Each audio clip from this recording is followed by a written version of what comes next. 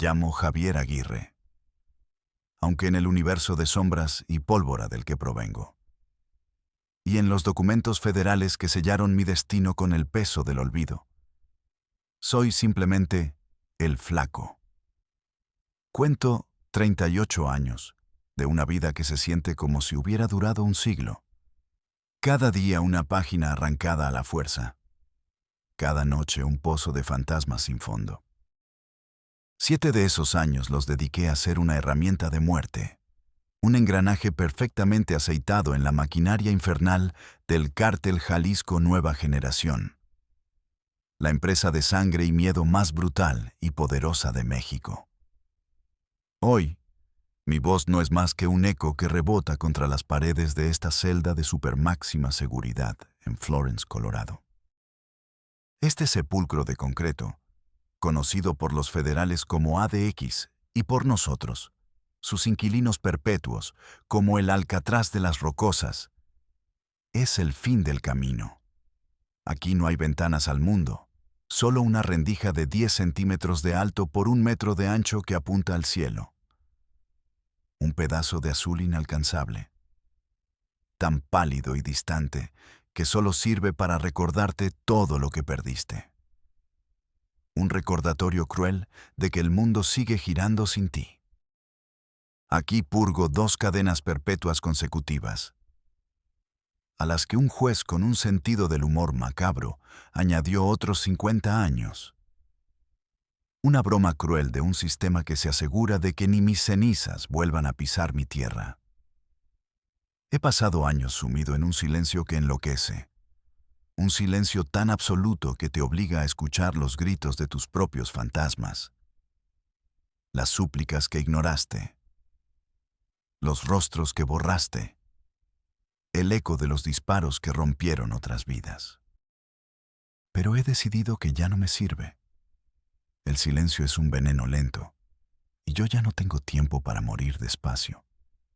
Es hora de quebrar este silencio. Es hora de contar la verdad. No la verdad masticada y escupida por los noticieros. Esa que te sirven en dosis de 2 minutos entre comerciales de jabón. Tampoco la versión glamorosa y estúpida que ven en las narcoseries de Netflix, donde los asesinos tienen el corazón roto. Los traidores una justificación poética y la muerte siempre es cinematográfica, con una balada triste de fondo. Les contaré la verdad cruda, la que te corroe el alma y te deja un sabor a óxido y bilis en la boca. La verdad que se esconde detrás del titular más grande y más malinterpretado de mi carrera criminal. Todo el mundo, desde el ciudadano común que leyó la noticia en el periódico mientras tomaba su café, hasta los analistas de inteligencia con sus gráficos y sus informes clasificados, cree que el atentado contra Omar García Harfuch, el entonces secretario de Seguridad de la Ciudad de México, aquella mañana de junio de 2020, fue un fracaso estrepitoso. La narrativa oficial, la que se repitió hasta convertirse en evangelio, dice que fue por la suerte casi divina de ese cabrón, que sobrevivió a cientos de impactos de bala de alto calibre, y por la valentía suicida de sus escoltas, que se convirtieron en escudos de carne y hueso. La historia conveniente es que nuestros hombres eran una bola de pendejos improvisados, sicarios de segunda, rancheros con rifles nuevos, enviados a una misión que les quedó grande. Eso, precisamente, es lo que la cúpula de la organización quería que todos creyeran. Es lo que el gobierno, en su complicidad silenciosa o en su ceguera deliberada, también quería que se creyera. Pero la verdad es infinitamente más sucia, más retorcida y compleja. El atentado no falló por azar, ni por la incompetencia de nuestros pistoleros. Falló porque fue diseñado para fallar. Alguien de muy arriba, una figura con el poder suficiente para sentarse en la misma mesa que el señor Mencho, Nemesio Oseguera Cervantes, el fantasma que dirige el imperio. Le pasó el pitazo completo, con pelos y señales, a la policía. No fue un operativo fallido. Fue una traición meticulosamente orquestada. Una entrega pactada en los más altos niveles del poder, tanto criminal como gubernamental. Y yo sé todo esto con la certeza del que lo vivió en carne propia. ¿Por qué estuve allí? Formaba parte de la célula de contención. Uno de los hombres apostados en las camionetas de apoyo a 2 calles del infierno, esperando la señal por radio para cerrar la pinza sobre los restos humeantes del convoy. Vi el amanecer romperse en un torbellino de fuego y metralla. Y supe, con la certeza helada que solo te da el instinto de supervivencia afilado por años de violencia, que nos habían vendido como a ganado en un matadero.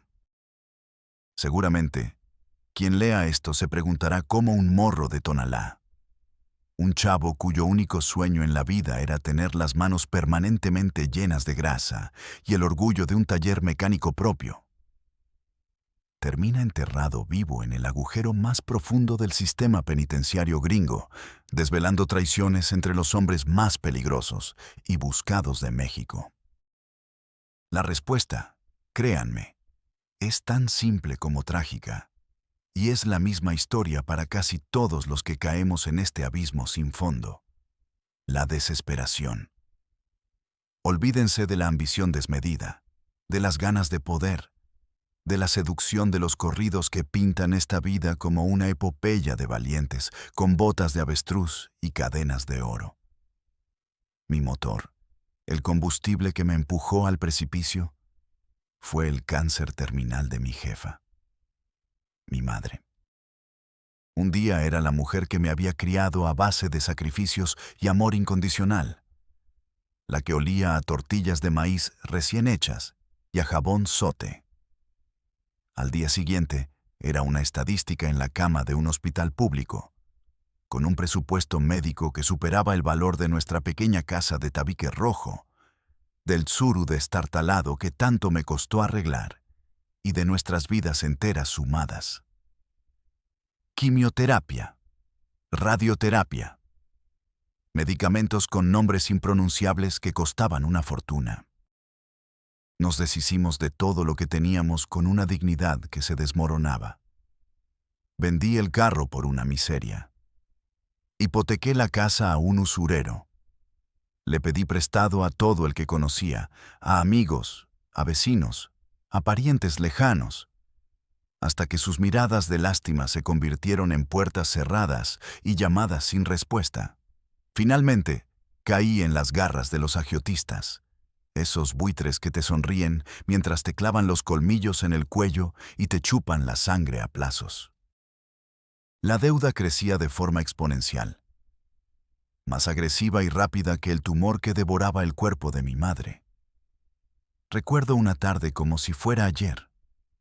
Estaba sentado en la banqueta de concreto caliente afuera del Hospital Civil de Guadalajara, sintiendo cómo el peso del mundo me fracturaba la espalda, vértebra por vértebra.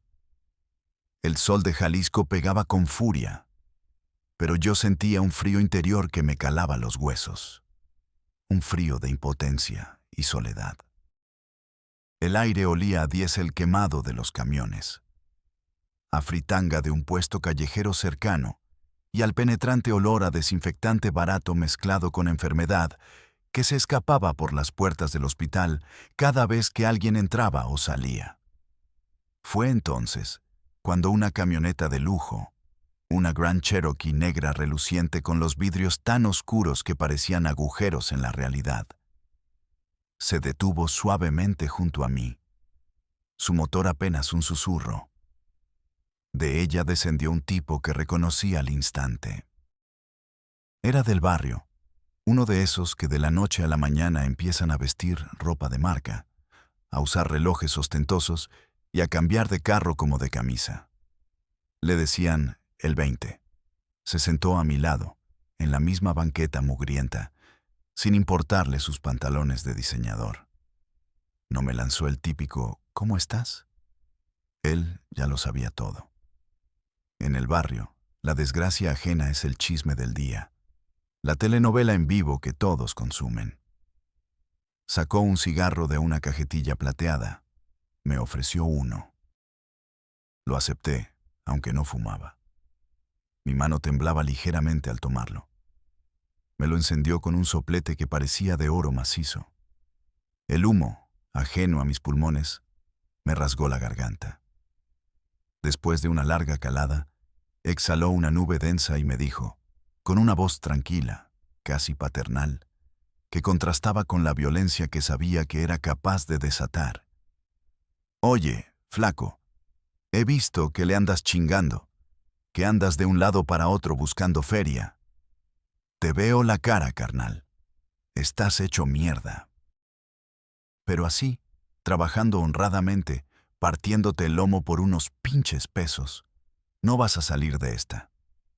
Te vas a morir en el intento y tu jefa también. Y eso no lo quiere nadie.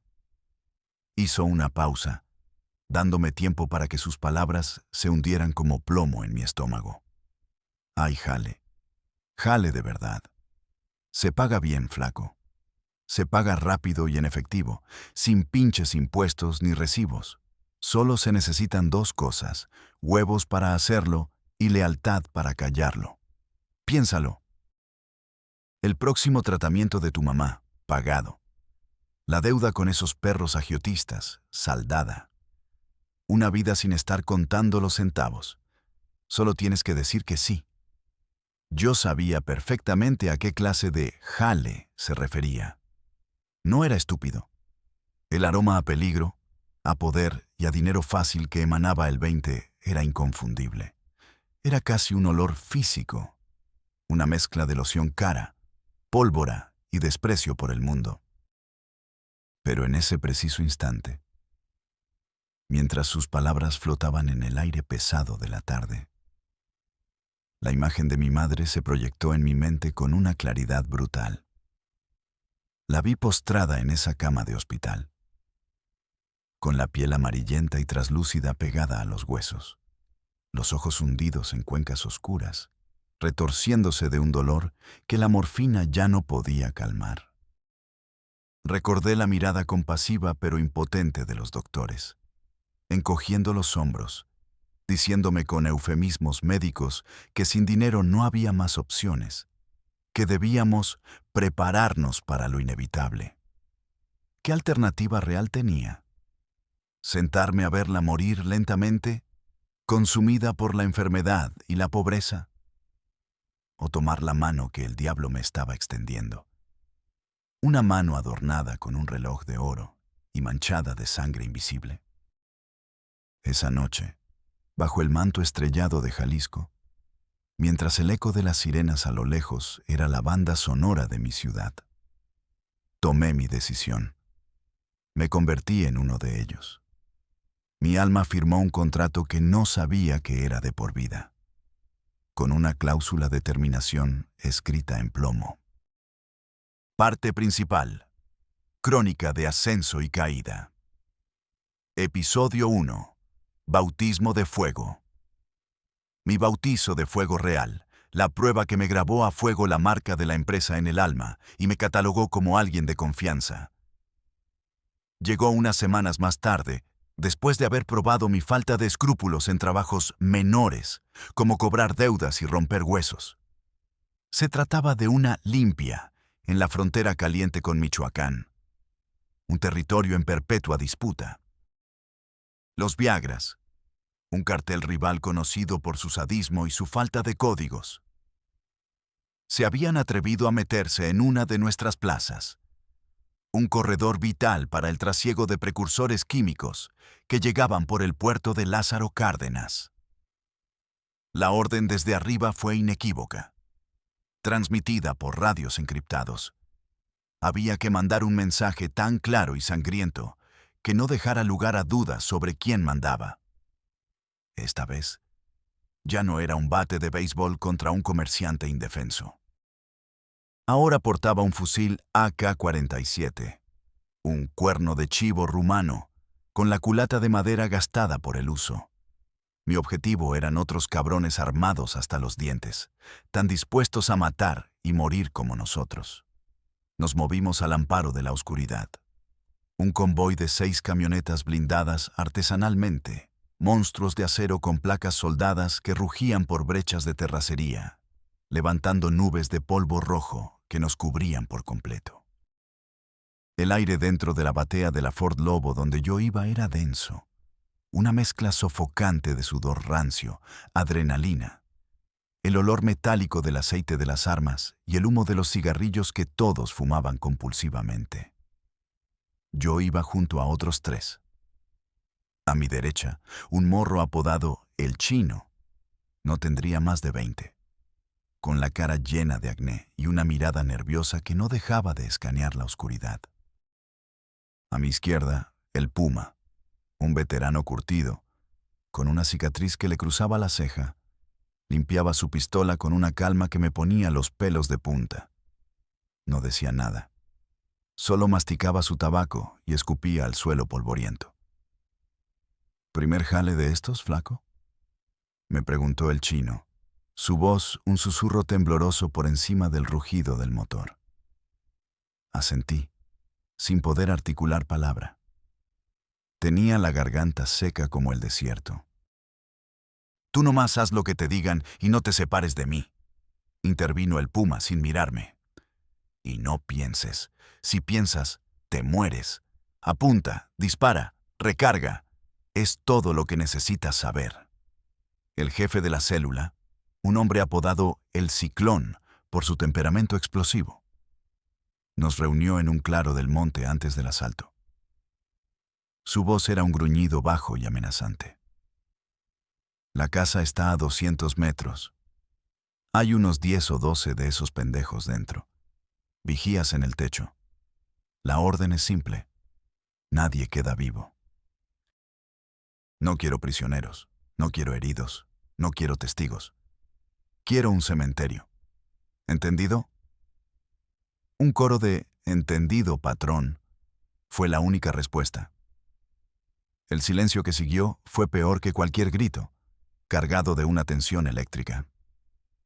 Podía oír los grillos en el monte, el zumbido de mi propia sangre en los oídos, el clic metálico de los seguros de las armas al quitarse.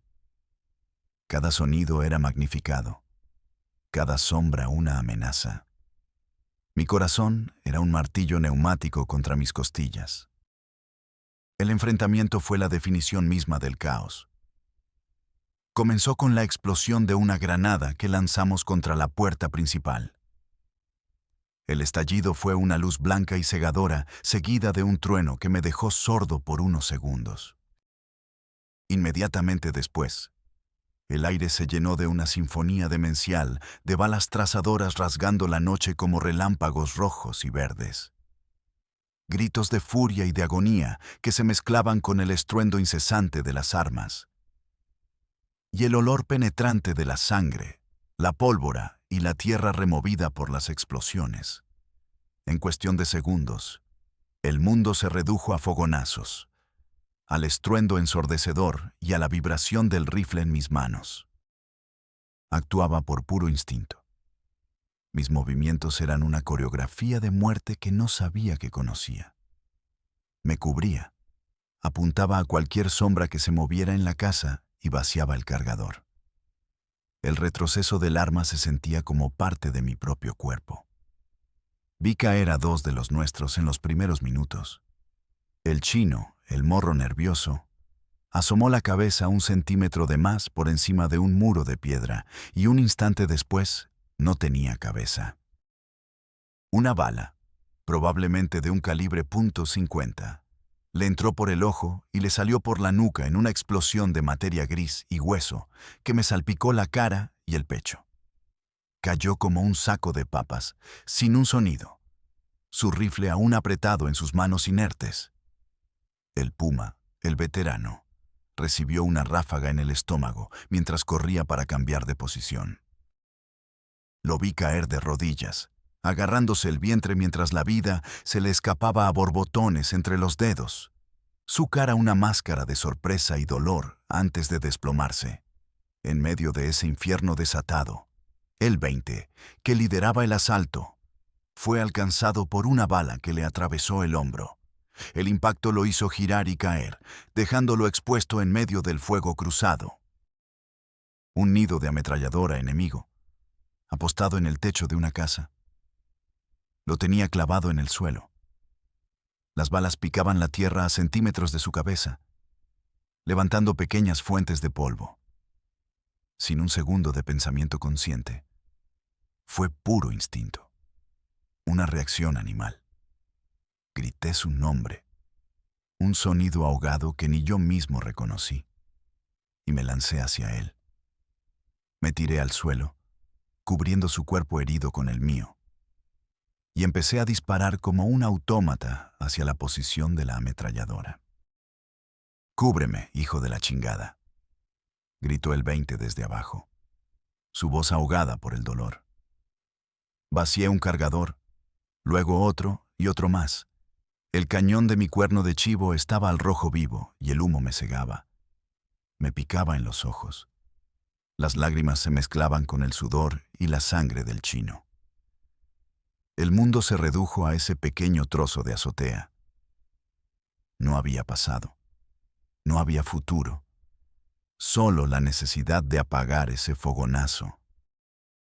Cuando el último eco de los disparos se perdió en la sierra y un silencio antinatural cayó sobre el campo de batalla, la balacera había terminado. Habíamos ganado la plaza. Yo estaba empapado en la sangre caliente del 20, pero estaba vivo. Esa noche, mientras un médico improvisado, un veterinario, le sacaba la bala con unas pinzas sin anestesia y él mordía un cinturón de cuero para no gritar, me puso su mano sana en el hombro. Su mirada era una mezcla de dolor agudo y un respeto que nunca antes me había mostrado. «Tienes agallas, flaco. No te arrugaste. No cualquiera hace lo que hiciste», me dijo con la voz ronca. «Vas a llegar lejos en esta madre». Y tenía razón. Llegué. Demasiado lejos, demasiado alto, demasiado cerca del sol. Y mis alas, como las de Ícaro, terminaron por derretirse. Episodio 2. La revelación.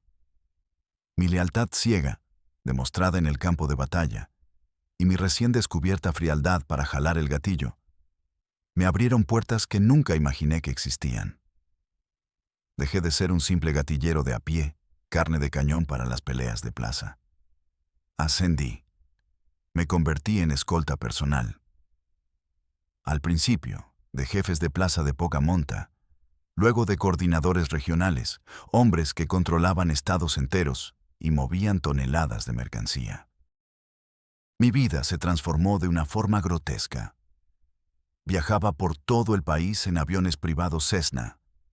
Dormía en hoteles de lujo bajo nombres falsos y pasaba temporadas en ranchos que parecían palacios sacados de una película.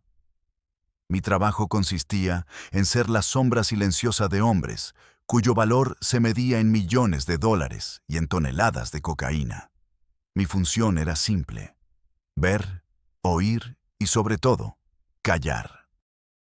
Y fue en esos círculos de poder, rodeado de una opulencia financiada con sangre, donde empecé a comprender la verdadera y podrida naturaleza del negocio. La revelación no fue un golpe súbito, sino una serie de piezas que fueron encajando lentamente. Pero hubo una noche que lo cristalizó todo. Estábamos en un rancho escondido en lo más profundo de la Sierra de Jalisco, un lugar con más lujos que cualquier mansión de Beverly Hills, con albercas, un zoológico privado con tigres y jaguares enjaulados, y un helipuerto. Yo custodiaba una reunión de altísimo nivel. Mi patrón de entonces, un comandante de peso en la organización conocido como el Patrón de la Sierra, un hombre corpulento y barbudo que disfrutaba de su fama de sanguinario, esperaba a unos socios importantes. La información que teníamos era que venían unos colombianos para cerrar un trato de varias toneladas. La tensión era palpable. Estábamos apostados en el perímetro, con visores nocturnos y rifles de precisión. El patrón de la sierra caminaba de un lado a otro en la terraza, nervioso, algo raro en él. De repente, escuchamos el zumbido de un helicóptero. Pero no era el que esperábamos. No era un viejo Huey de los Colombos. Era un Bell 419, negro y sin matrícula. Una máquina elegante y silenciosa. Aterrizó con una suavidad que hablaba de un piloto militar. Yo estaba en el techo de la casa principal, con mi rifle apuntando hacia la nave. Por la radio, la orden del patrón fue clara. Nadie se mueva. Dejen que bajen. Son amigos. De la nave no descendieron narcos colombianos con cadenas de oro y botas de piel exótica. Eran 3 hombres de edad madura, impecablemente vestidos con trajes italianos carísimos, con portafolios de piel y relojes Patek Philippe, que costaban más que el sueldo de toda mi vida. Hablaban con un acento pulcro, del centro del país, de la capital. No parecían nerviosos. Caminaron hacia la terraza como si fueran los dueños del lugar. Mi posición me daba una vista perfecta a través de la ventana del gran salón. Vi cómo el patrón de la sierra, el hombre que yo había visto ordenar desollar gente viva por una simple sospecha, los recibía con una sonrisa servil, casi como un empleado recibiendo a su jefe. El que parecía el líder, un hombre mayor de cabello plateado y ojos fríos como el hielo, se sentó, y con una arrogancia insultante, puso sus zapatos de piel de $2,000 sobre la mesa de caoba maciza. Y entonces presencié algo que reseteó mi entendimiento del mundo. Le empezó a dar órdenes a mi patrón, órdenes directas y tajantes. Le indicó qué rutas de trasiego estaban liberadas por la Policía Federal esa semana, qué puertos del Pacífico tenían luz verde de la Marina para descargar contenedores, y lo más escalofriante de todo, a qué candidato a gobernador debíamos financiarle la campaña en las próximas elecciones y, a cambio, qué fiscalías y policías municipales nos entregaría. Mi patrón, un hombre temido y sanguinario, solo asentía, con la cabeza gacha, como un perro regañado frente a su amo. En ese instante, una epifanía helada me recorrió la espina dorsal y me dejó sin aire. Lo entendí todo. Nosotros, los sicarios, los jefes de plaza, los comandantes, incluso el legendario y casi mítico señor Mencho, éramos solo la fachada violenta. Los perros de ataque que el sistema necesitaba para mantener el circo en funcionamiento. Los verdaderos dueños del negocio, los titiriteros que movían los hilos desde la oscuridad, no usaban botas tácticas ni cargaban rifles. Usaban corbata, trabajaban en rascacielos de Santa Fe, en oficinas de gobierno en la Ciudad de México y en consejos de administración de grandes corporaciones. Nosotros poníamos los muertos, la sangre, la violencia que salía en las noticias y que horrorizaba a la gente. Ellos se quedaban con el verdadero poder y con el dinero ya lavado, convertido en acciones de la bolsa, en edificios inteligentes y en campañas políticas. Esa revelación me dejó vacío, me arrancó el último vestigio de propósito. Ya no luchaba por la lealtad a un cartel, por una causa, por mi gente.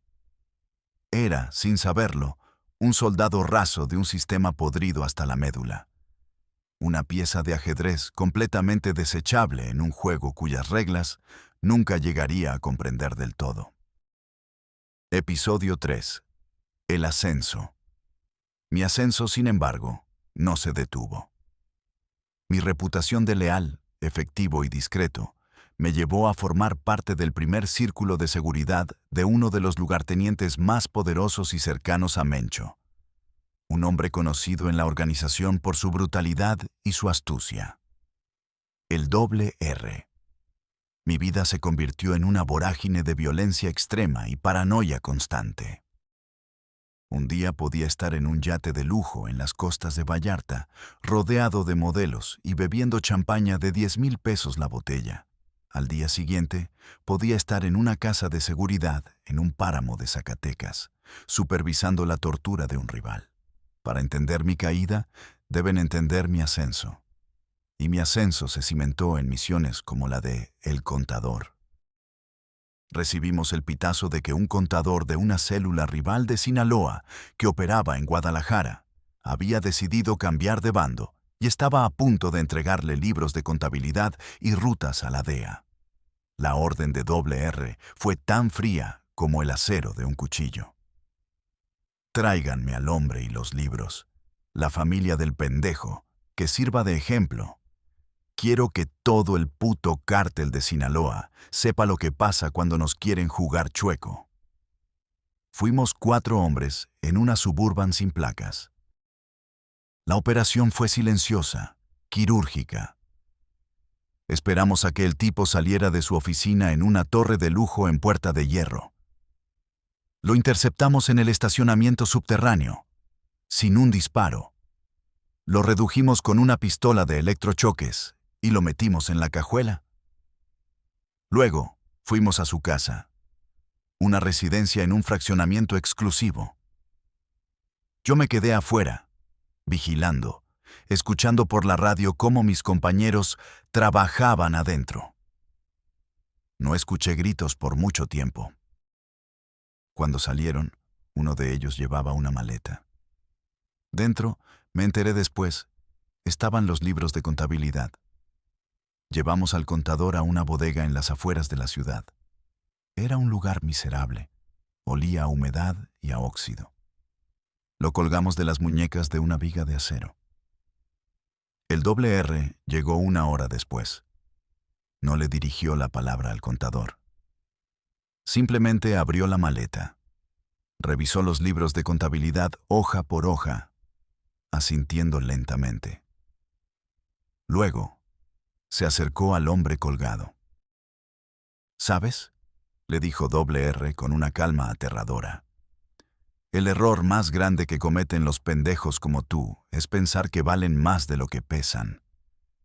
Pensaste que tu información te compraría una nueva vida. Pero la información, como todo, tiene fecha de caducidad, y la tuya acaba de expirar. Lo que siguió fue un descenso a la barbarie. Vi cosas que harían vomitar a un demonio. Fosas clandestinas que eran cementerios improvisados con cientos de cuerpos anónimos.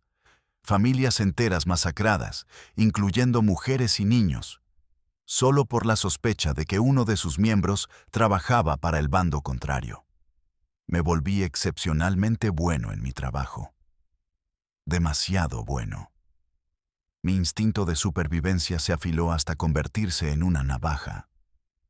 Podía detectar una amenaza a 100 metros, leer la tensión en una habitación, saber quién mentía solo con verle el parpadeo. Y fue precisamente esa habilidad, ese instinto animal, el que me hizo empezar a dudar de todo en los días previos al atentado contra Harfuch. Episodio 4. La culminación. La operación para eliminar al jefe de la policía capitalina se planeó durante meses con un secretismo casi militar. Era un golpe personal de El Señor. Mencho odiaba a Harfuch con una furia visceral. Lo veía como un símbolo del gobierno que lo estaba cazando, pero más importante, como un peón de un grupo rival en el poder que le estaba bloqueando el negocio en la capital. La orden fue tajante, sin matices, transmitida a través de R. Quiero su cabeza en una hielera.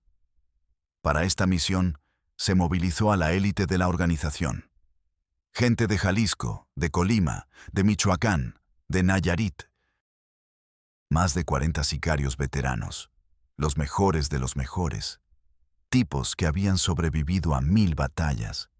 Se invirtieron millones de dólares en armamento que ni el ejército mexicano tenía en su inventario. 5 fusiles Barrett calibre .50, capaces de perforar un blindaje nivel 7 como si fuera papel de aluminio, lanzagranadas, rifles de asalto belgas, FN Scar, y alemanes Heckler & Koch, y miles de cartuchos. Se establecieron una docena de casas de seguridad por toda la Ciudad de México y su periferia. El plan era una emboscada de manual, una obra maestra de la violencia urbana. La ubicación elegida fue Paseo de la Reforma, en las Lomas de Chapultepec, una de las zonas más ricas y supuestamente más vigiladas del país, precisamente para enviar un mensaje de que podíamos golpear donde quisiéramos, cuando quisiéramos. Un camión de 3,5 toneladas, disfrazado de una empresa de construcción, bloquearía el paso de su camioneta blindada. Simultáneamente, 3 Suburban, repletas de sicarios, abrirían fuego desde todos los ángulos posibles, creando una zona de muerte de la que no habría escape. Yo, como mencioné, estaba en el equipo de contención, apostado en una calle aledaña, con la tarea de repeler a las primeras unidades de policía que llegaran y darle tiempo al equipo de asalto para escapar. La noche anterior al ataque, la atmósfera en la bodega de Iztapalapa, donde nos concentramos, era irrespirable. La tensión era una entidad física, tan densa que se podía cortar con un cuchillo. El aire apestaba a una mezcla de sudor rancio, aceite de armas, los vapores de la cocaína que muchos se metían para calmar los nervios y sentirse invencibles, y el olor a miedo. El jefe del operativo en campo, un tipo de la vieja escuela apodado El Vaca, un hombre con fama de implacable, revisaba los mapas una y otra vez. De repente, su teléfono satelital sonó. Era una llamada que no esperaba. Se apartó del grupo, buscando privacidad en una esquina oscura de la bodega. Yo, por puro instinto, no le quité los ojos de encima. Observé cómo su rostro, normalmente una máscara de dureza inexpresiva, se transformaba. Palideció bajo la luz amarillenta de un foco. Empezó a sentir nerviosamente, pasando saliva. Hablaba en susurros, monosílabos. Sí, señor. Entendido. Como usted diga, señor. Colgó la llamada y regresó con nosotros. Su voz, cuando nos habló, tenía un temblor casi imperceptible que intentó disfrazar con un carraspeo. Atención, cabrones. Cambio de planes. Hay nueva información. El objetivo saldrá antes de lo esperado. Tenemos que adelantar todo. Nos movemos a posiciones en 1 hora. 15 minutos antes de lo previsto. Un murmullo de confusión recorrió al grupo. Uno de los veteranos, un tipo apodado El Sapo, se atrevió a cuestionar. ¿15 minutos, patrón? Toda la logística está cronometrada al segundo. Las rutas de escape, los vigías. «Calla el hocico, sapo», le espetó el Vaca, su nerviosismo convirtiéndose en ira. «La orden viene de muy arriba. No se discute. ¿O quieres discutirlo con el señor?» Nadie dijo nada más. Pero algo dentro de mí gritó. Una alarma silenciosa. Un cambio de último minuto en una operación de esta magnitud es una bandera roja del tamaño de un estadio. No cuadraba. La logística era demasiado precisa para cambiarla por un capricho. A las 4 de la mañana, en la gélida oscuridad de la madrugada capitalina, nos dieron luz verde por la radio. Nos movimos en silencio a nuestras posiciones designadas. La ciudad aún dormía. El silencio era casi total, antinatural. Demasiado silencio. El Vaca, a través del sistema de radio encriptado, nos daba actualizaciones con una voz extrañamente tensa. El objetivo ya salió de su domicilio. Se dirige hacia acá. Todas las unidades, atentas, listos para la fiesta. Esperamos. El tiempo se estiró como una liga a punto de romperse. Y entonces, el infierno se desató. Escuchamos el primer disparo del Barrett, un trueno seco y ensordecedor que hizo vibrar el asfalto bajo nuestras llantas. Inmediatamente después, el estruendo apocalíptico de cientos de rifles automáticos disparando al unísono. Duró una eternidad y, a la vez, un instante. Por la radio, la comunicación se convirtió en un caos de gritos desesperados y estática. Nos están dando por la espalda. Hay tiradores en las azoteas. La policía ya estaba aquí. Hijos de su puta madre. Nos rodearon. Es una trampa. Una puta trampa. Mi estómago se convirtió en un nudo de hielo. Una respuesta policial no se materializa en 30 segundos. No con equipos especiales de la Marina, no con tiradores de élite ya posicionados en los edificios. Era logísticamente imposible. A menos que ya supieran. A menos que nos estuvieran esperando en sus propias posiciones de emboscada. La orden para nosotros, el equipo de contención, fue abortar la misión de inmediato, dispersarnos y desaparecer. La huida fue una pesadilla. En cuestión de minutos, la zona estaba inundada de sirenas. Helicópteros Black Hawk sobrevolando con sus reflectores barriendo las calles como los dedos de un dios enojado. De los casi 30 hombres que participaron directamente en la emboscada, la mayoría fueron abatidos en el lugar o arrestados en los minutos siguientes, como ratas en una trampa. Nosotros apenas logramos escapar, rompiendo un cerco que parecía haber sido diseñado para dejar una sola vía de escape. En la casa de seguridad a la que logramos llegar, el ambiente no era de derrota, era de funeral y de una rabia asesina. Todos gritaban la misma palabra: ¡traición! Sabíamos, sin necesidad de pruebas, con la certeza del instinto, que alguien nos había puesto en bandeja de plata. Alguien con acceso al plan más secreto de la organización. Alguien de nuestro propio círculo. Punto de inflexión.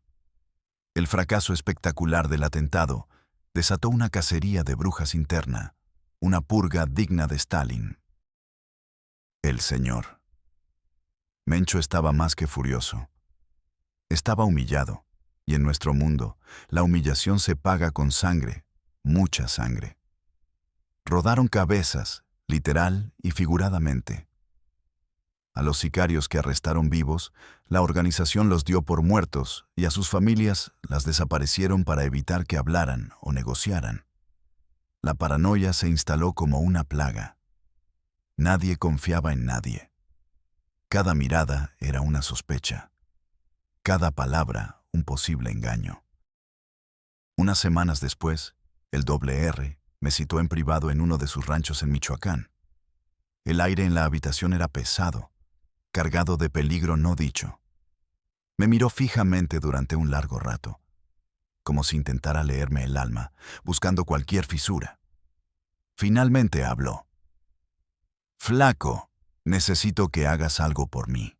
Sin preguntas, con discreción total». Me deslizó una fotografía sobre la mesa de Parota. Era el Vaca, el jefe del operativo en la Ciudad de México. Había sido uno de los pocos que logró escapar y estaba escondido. «Lo localizamos en Puebla», dijo R. «Quiero que vayas con 3 hombres de tu confianza y me lo traigas. Vivo. El señor quiere interrogarlo personalmente». En ese momento, comprendí su papel en el tablero. El Vaca era el chivo expiatorio perfecto. El culpable ideal para calmar la ira de Mencho. Pero algo en la mirada de R, un atisbo de miedo que nunca antes le había visto, me dijo que la historia era mucho más compleja. Él, el temido R, también estaba asustado. Fui a Puebla con otros 3 sicarios, hombres de mi equipo de confianza. Encontramos a El Vaca en un hotelucho de mala muerte en las afueras de la ciudad. Estaba destrozado, consumido por la paranoia y el alcohol, con una pistola en la mano y la mirada perdida. Cuando lo sometimos, no dejaba de gritar, con los ojos desorbitados por el pánico. Yo no fui, se los juro por mi madre. Yo no traicioné a nadie. La orden del cambio de hora vino de arriba. Me llamaron directamente de la cúpula. Fue una contraorden. Me dijeron que la inteligencia había confirmado el blanco y que debíamos adelantar. Le creí. Su terror era demasiado genuino para ser una actuación. En el largo y silencioso camino de regreso a Jalisco, mientras el Vaca balbuceaba incoherencias en la parte trasera de la camioneta, las piezas del rompecabezas encajaron en mi cabeza con un clic helado. No iban a interrogarlo. Iban a silenciarlo. Y muy probablemente, después de que entregáramos el paquete, a nosotros también, por haber sido los últimos en escuchar su versión de la historia. Aquí vino el monólogo interno, la decisión que cambió todo. Mi mente era una tormenta. Si lo entrego, cumplo la orden. El R queda bien con el Señor. El Vaca muere torturado y yo gano unos días, unas semanas más de vida. Pero saben que yo escuché lo que dijo. Saben que soy un cabo suelto. Tarde o temprano me van a citar a un rancho para felicitarme, y de ahí no saldré. Si no lo entrego, si lo dejo ir, desobedezco una orden directa del segundo al mando. Me convierto en traidor. Me van a cazar como a un perro por todo el país. Ambas opciones son una sentencia de muerte. Una es segura y a corto plazo. La otra me da una oportunidad. Una mínima, jodida y miserable oportunidad de correr. A medio camino, en una desolada carretera federal que atravesaba la nada de la Sierra de Querétaro, mi instinto de supervivencia tomó el control. Fingí una falla mecánica. Detuve la camioneta y les dije a los otros dos que bajaran a revisar el motor conmigo. Mientras estaban distraídos, con la cabeza metida bajo el cofre, discutiendo sobre el alternador, saqué mi pistola con silenciador. No me siento orgulloso de lo que hice. Eran mis compañeros. Habíamos compartido batallas y borracheras. Pero en ese mundo, la supervivencia anula cualquier código de honor. ¿Era ellos o yo? 2 disparos sordos, 2 cuerpos que cayeron sin hacer ruido. Tomé a el Vaca, lo saqué de la camioneta y lo llevé al monte. Le corté las ataduras. «Corre», le dije. «Desaparece. Cámbiate el nombre, la cara si es posible. Si te encuentran, estás muerto». No sé si logró sobrevivir. Nunca quise saberlo. Porque a partir de ese momento, yo también era un hombre muerto. Había desobedecido una orden directa del segundo al mando y había dejado escapar al principal sospechoso de la mayor traición en la historia del cártel. Sabía que la maquinaria de muerte de la organización me cazaría hasta el último rincón del mundo. Tenía que desaparecer.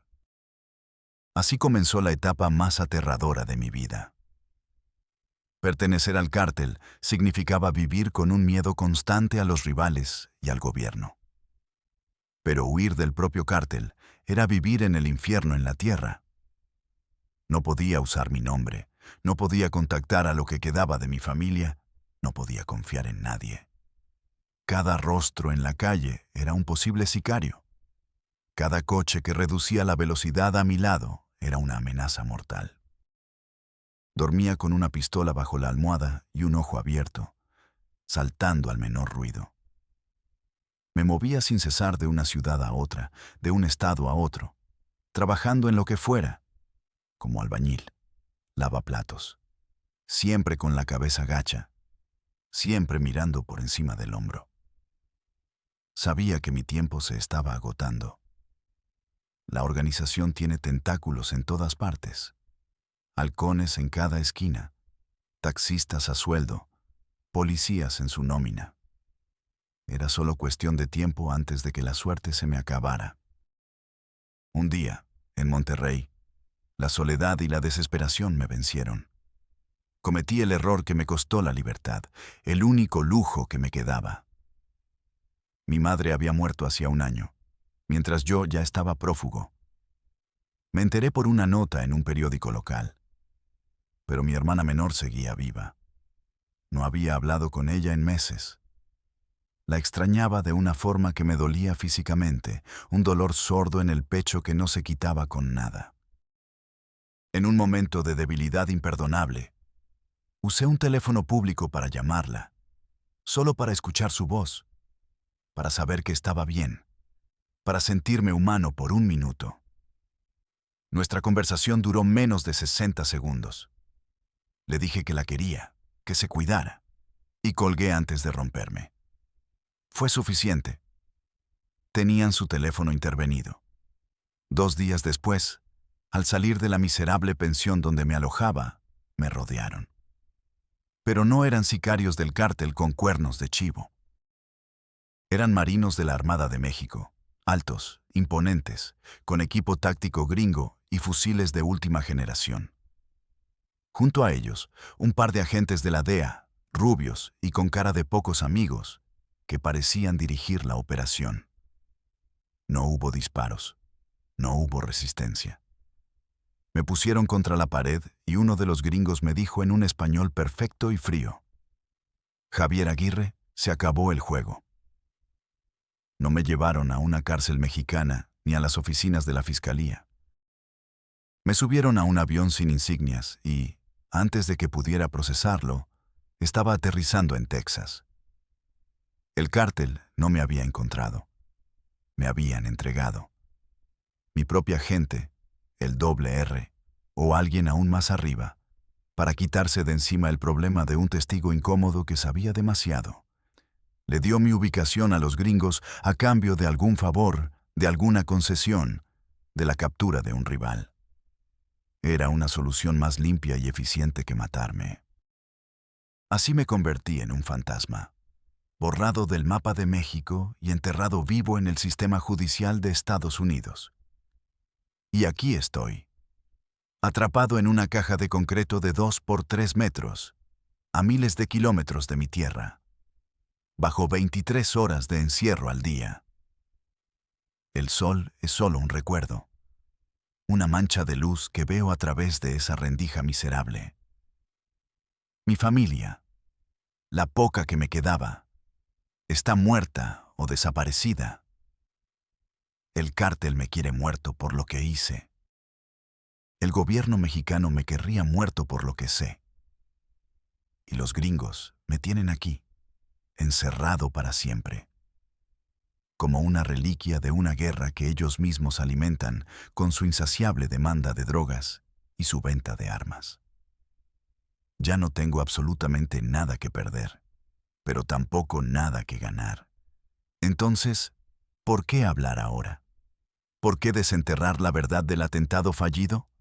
No lo hago por venganza, porque la venganza es un lujo de hombres libres. No lo hago buscando perdón, porque para gente como yo, el perdón no existe ni en este mundo ni en el siguiente. Lo hago porque la verdad, al menos una vez, merece ser contada. El atentado contra García Harfuch no fue simplemente un ataque del narco contra el Estado. Fue una jugada maestra en un tablero de ajedrez mucho más grande y sucio. Una facción del poder político y empresarial, usando al cártel como su brazo armado, intentó eliminar a un enemigo que representaba a otra facción. Y esa otra facción, igual de poderosa y corrupta, lo protegió, sacrificando a nuestros peones en el proceso. Nos usaron, nos traicionaron y nos desecharon como casquillos de bala usados. Yo estoy aquí. Mi vida útil terminó. Pero antes de que el silencio de esta tumba de concreto me consuma por completo, quiero que se entienda una cosa. El verdadero cártel, el que realmente gobierna, no usa botas tácticas ni cuernos de chivo. Usa trajes a la medida. Viaja en jets privados y firma leyes en el Congreso. Y si alguna vez algún joven desesperado como lo fui yo, escucha un corrido y se siente seducido por esa vida de dinero rápido y poder falso, si esa fantasía le parece atractiva, Quiero que recuerde mi voz resonando desde esta caja de concreto. Recuerda que detrás de cada jefe hay otro jefe, y que al final de la cadena, tú, el que aprieta el gatillo, siempre serás la pieza más insignificante y desechable. De este mundo, del que yo vengo, no hay salida. Solo hay dos destinos posibles: la cárcel o una tumba anónima en una fosa. Y créeme, después de ver lo que he visto, a veces, la cárcel es la peor de las dos.